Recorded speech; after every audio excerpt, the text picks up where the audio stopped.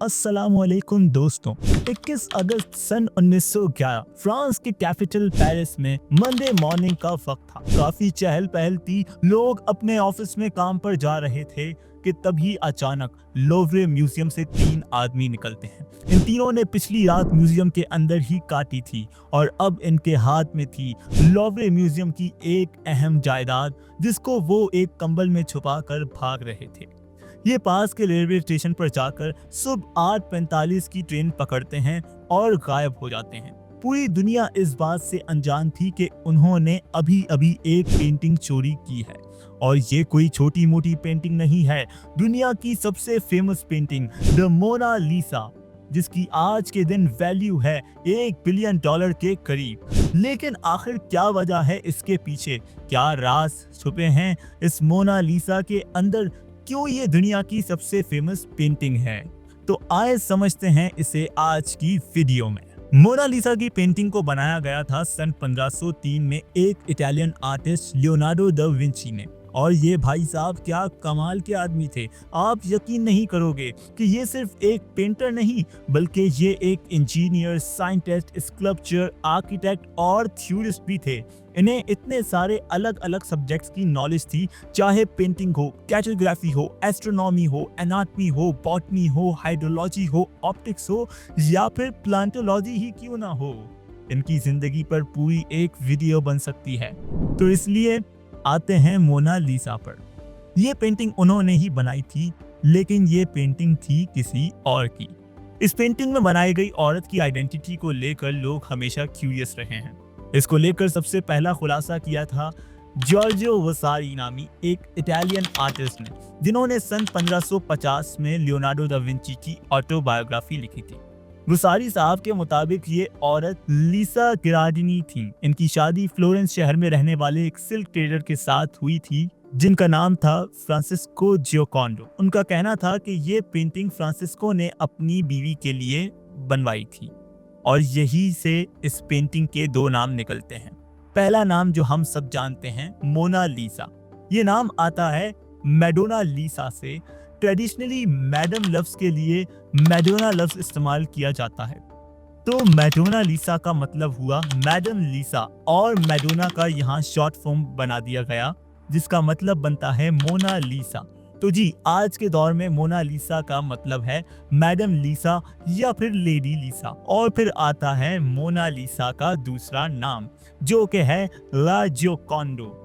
अपनी शादी के बाद लिसा गिरार्डिनी ने अपना नाम तब्दील करके लिसा जियोकॉन्डो रख लिया। और एक इंटरेस्टिंग चीज यहाँ पे, इटालियन में जियोकॉन्डो का मतलब लाइट हार्टेड या फिर चेयरफुल भी होता है, मतलब हंसमुख। और आज के दौर में मोना लिसा अपनी मुस्कुराहट की वजह से भी मशहूर हैं, तो यहीं से इसका नाम आ गया ला जियोकॉन्डो। यहाँ एक अहम बात बताता चलूं, फ्रेंच में इस लफ्ज को जे से लिखा जाता है। यही वजह है कि जब कभी आप पेरिस में लोवरे म्यूजियम में जाकर मोना लिसा की पेंटिंग देखेंगे तो फ्रेंच में वहां लिखा होगा ला जियोकॉन्डो।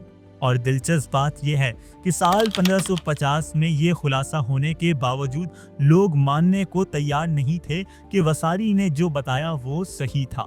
कई थ्योरी सामने आने लगी कि एक्चुअली में ये औरत कोई और है।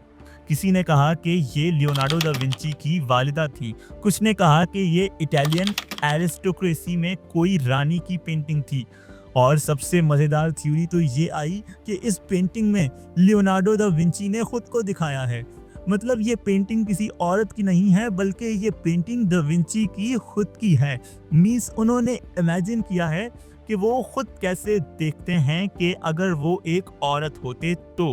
इस थ्योरी को लिलियन शॉर्ट्स ने 1987 में एक आर्टिकल में लिखा था। उन्होंने डिजिटल टूल का इस्तेमाल करके सिमिलैरिटीज दिखाने की कोशिश भी की थी, और फ्लोरेंस में रहने वाले एक प्रोफेसर ने तो 25 साल तक इस चीज पर रिसर्च करी थी और आर्चीज ढूंढ के निकाले, और साल 2004 में उनको इस चीज का क्लियर एविडेंस मिला इस बात को साबित करने के लिए। प्लांटी का कहना है कि मोना लिसा की ये पेंटिंग जब बनाई गई थी तब मोना लिसा 24 साल की थी, और इस पेंटिंग को बनाने की 2 वजह बताई गई। पहली वजह साल 1503 में बताई गई, कि जब लीसा और फ्रांसिस्को ने अपना नया घर लिया, या फिर दूसरी वजह 1502 दिसंबर को बताई गई थी कि जब उनका दूसरा बेटा पैदा हुआ, और इसका रीजन ज्यादा प्रोबेबल लगता है क्योंकि इससे 3 साल पहले सन 1499 में लीसा ने अपनी बेटी को खो दिया था।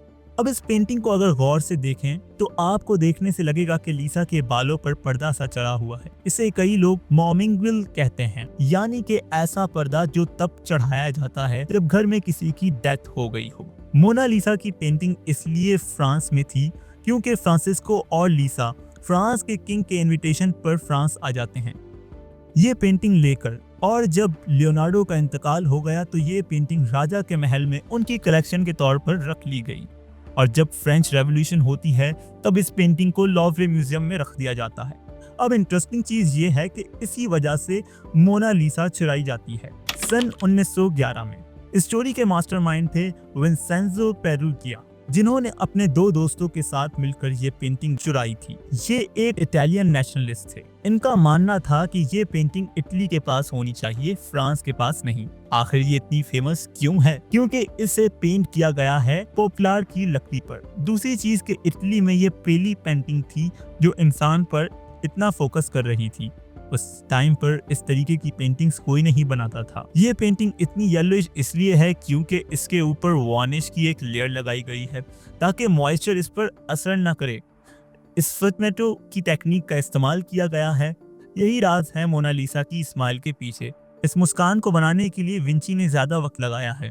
इसकी खासियत ये भी है कि आपकी नज़र मोनालिसा पर न हो, लेकिन इसकी मुस्कान का असर आप पर जरूर होता है, आपके विजन परफेरल की वजह से। तो अब आते हैं मोनालिसा की चोरी पर। क्या वजह थी, क्यों इसको चोरी किया गया? बहुत डिटेक्टिव काम पर लग जाते हैं कि किसने ये चोरी की, और 2 साल तक पेरुगिया इसको लेकर अपने घर में छुपा कर रख लेता है। फ्लोरेंस शहर में रहने वाले एक आर्टिस्ट को ये पेंटिंग बेचने की कोशिश की जाती है, और जब वो आर्टिस्ट इस पेंटिंग की स्टैम्प को देखते हैं तो यकीन कर लेते हैं कि ये वही चोरी की हुई पेंटिंग है, और पेरुगिया को 6 महीने के लिए जेल हो जाती है।